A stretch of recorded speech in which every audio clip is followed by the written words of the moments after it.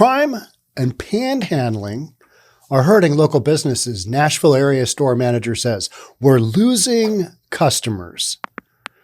Everybody always wants me to talk about, well, what are some of the solutions that people are doing to protect themselves against all the crime that we know comes out of the homeless camps? And just basically people camping out in front of stores.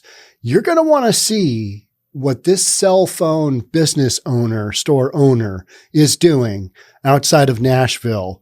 You're going to want to see the lengths to which he is going to prevent this impact from his store, from having homeless people just milling around out front, harassing customers. It's a good one. I haven't seen this before. I haven't heard of this before, but you're going to want to check it out. All right, let's get into it. Let's jump on in and see what we've got going. Crime, panhandling, hurting local economy, Madison, Tennessee business owner says. Madison is a suburb. It is about, it's like 10 miles to the north and just slightly east of downtown Nashville. It's like a 19-minute drive with a little bit of traffic. So you kind of get the feeling there. But a business manager in Madison, Tennessee said he is tired of the theft, harassment, and aggressive panhandling in his area of the Nashville suburb. You don't hear panhandling too often, do you? No. It seems like panhandling, that's the way it used to be. You'd have panhandlers, and we've still got panhandlers here, but it seems like it's elevated to something else, right? Just like they're not just asking, they are literally like hardcore begging and more. And I think that's what the store owner is talking about. Gingus, who manages Carlos Wireless off of Gallatin Pike Road in Madison, Tennessee, said crime has been a major problem for months and is hurting the local economy, according to local Fox affiliate. They've been out here harassing people that are coming into the store, or they're going on the plaza, just kind of the area next to where his store is. And they're just hanging out and they're causing a nuisance. They are asking people for money, harassing them for money. Sometimes they're stealing. The manager store continues. He said that he still feels unsafe even after cameras were installed and metal placed over the glass.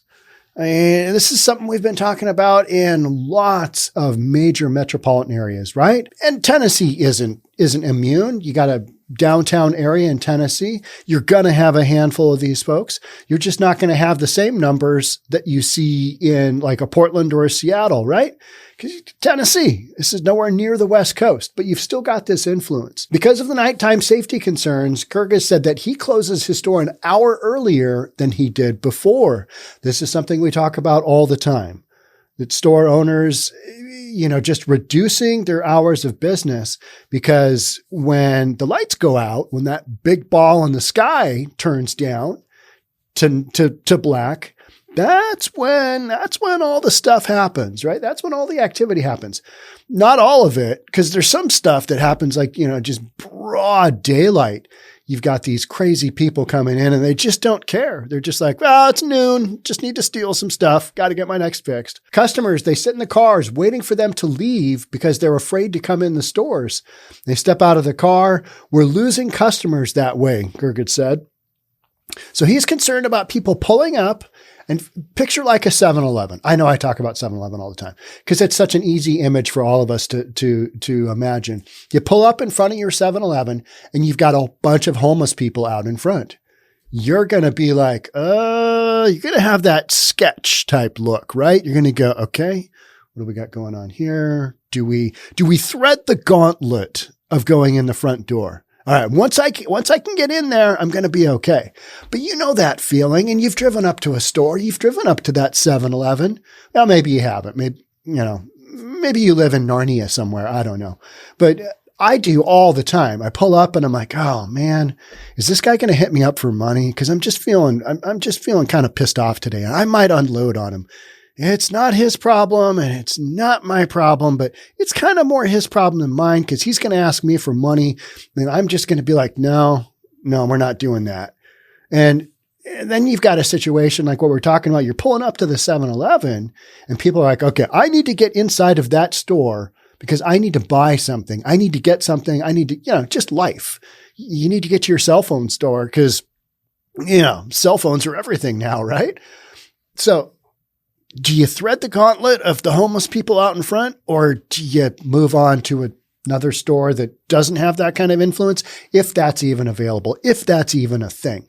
Because like with the 7-Eleven or with the, Chevron's my other secondary go-to. Sometimes it's primary depending on what I need. If I need, something I can't get down at that other one, all right, I'll go there.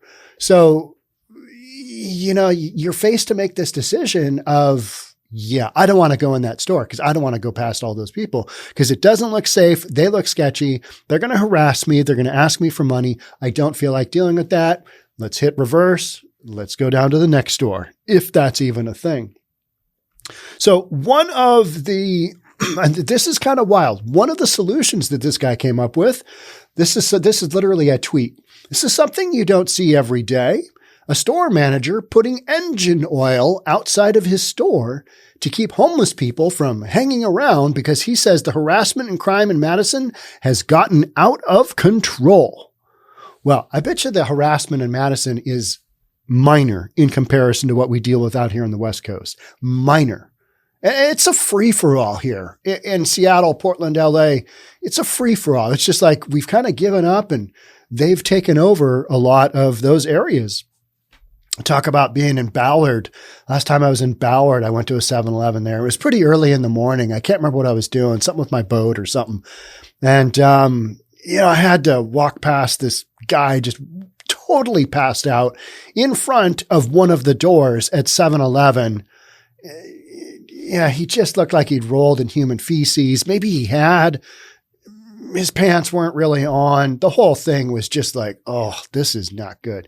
That's 7-Eleven. This guy's dealing with basically the same thing. So what he is doing is he is literally dumping out from like a big gallon container of oil, motor oil, it looks like it's Pennzoil because it's in a yellow container, right? He is dumping that out on a brick and concrete garden bed area that maybe you could sit on. Normally it's right out in front of the commercial structure. And then he's dumping the oil on the ground. This is like right in front of his store. You're going to have to walk past this area to get in the front door. Motor oil. He's dumping a bunch of motor oil. I'm going to play this video and then we're going to talk about it for a second. All right. So he is dumping motor oil on the top of the garden bed.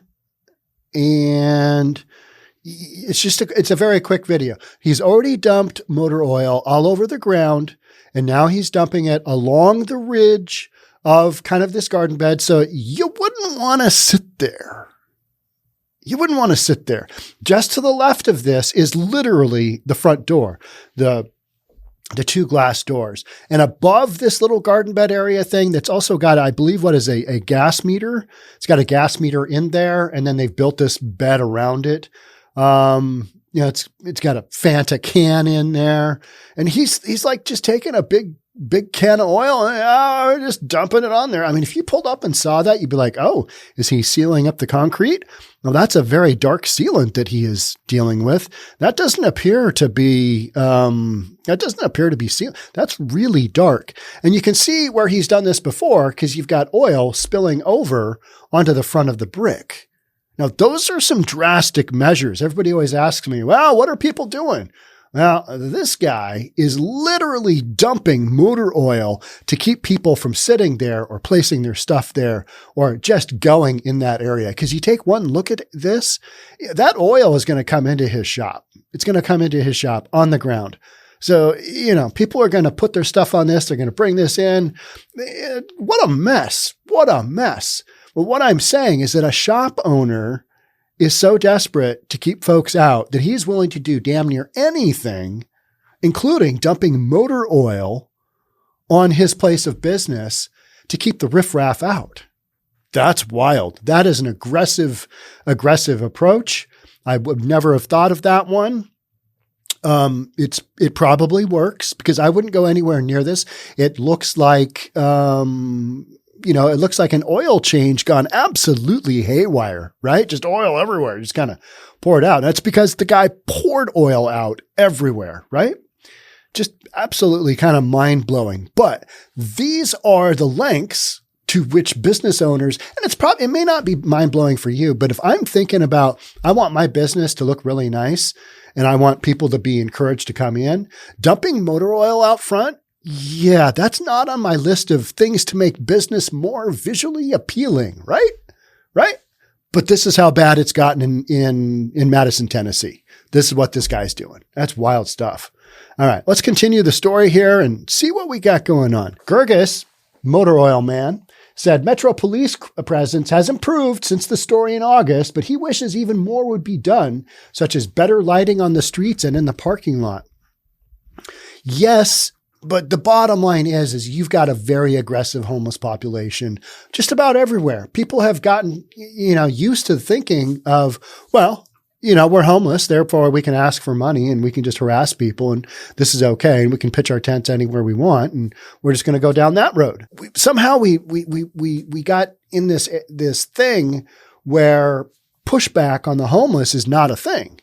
It's not a thing. Well, now you're starting to see it in more places. We call now and they respond very quickly, Gingus said of the police. Okay, so there's a huge difference between what we're able to see in the West Coast and a lot of these areas that defunded their police. They respond very quickly. All right, so they're getting that response. But this guy is still feeling like it's important enough to keep these folks away, to keep this influence away. He's going to dump some motor oil. So they respond very quickly, Gingus said of police. I see them all day running everywhere here. Sometimes they stay across the street and in the parking lot. So he's talking about the homeless population. Metro Police told the outlet that they have been attentive to performing extra patrols in the area of Madison, where Gingus' store is located. The Broadway area of downtown Nashville has also seen rising rates of assaults, harassment, and aggressive panhandling in recent years, which prompted the city last spring to announce that it was working on a plan to tackle issues surrounding homelessness. All right, so I'm not sure if I was a business owner, if I'd be willing to dump some motor oil. Maybe if it's clean motor oil, makes no difference, right? Motor oil gets everywhere. It's oil. It's oil. It's meant to be very, very slippery and kind of get in and just work its way in and hard to clean up, hard to get off. That's the whole point of oil, right? It's a lubricant. It's meant for high wear in an engine. So when you dump it out on just a concrete surface in front of your shop, it's not going to go anywhere, right? It's just going to sit there and it is going to repel people, but it's also probably going to repel some customers would be my guess. I don't know if this was a stunt or what, but this guy, he's got the number for his store right there. He's not shying away from, I'm doing this stunt at my buddy's shop down the street, right? He's just doing this. So this one to me is a unique approach. Have not seen this one before. Maybe you've seen it before, but here in Seattle, no go. You would see that front page news article in Seattle, and it would just be some super, namby-pamby article about the homeless being abused. And it's like, nah, the store owner is just trying to protect what's his, which is business in general. And the aesthetics of having these folks out front doing their hardcore handling, it doesn't bode well for the business, to the point where this Madison, Tennessee store owner is like, all right, we're going to dump out the Pennzoil all over this area so people don't sit here. It's what we're doing. That's wild. That's wild. I'm not sure if I could recommend that approach, but I'm going to say it probably works. Yeah, don't go hang out over there. That guy is crazy. He's just dumping motor oil out in front. He's just, it's all over. You get it on your butt, and when you get back to your tent, it just gets all over everything. That motor oil is going to get on your shoes. I don't know if you've ever stepped in motor oil and then went inside the house. It's not good. All right, there's a footprint there. There's a footprint there. There's a footprint there. It's tough stuff to clean up. So that kind of tells you the lengths to which this store owner or this manager is going, business owner, is going to prevent said influence at his store. All right. That's it for me on this one. Thanks so much for being here. We'll catch up on the next one. Bye for now.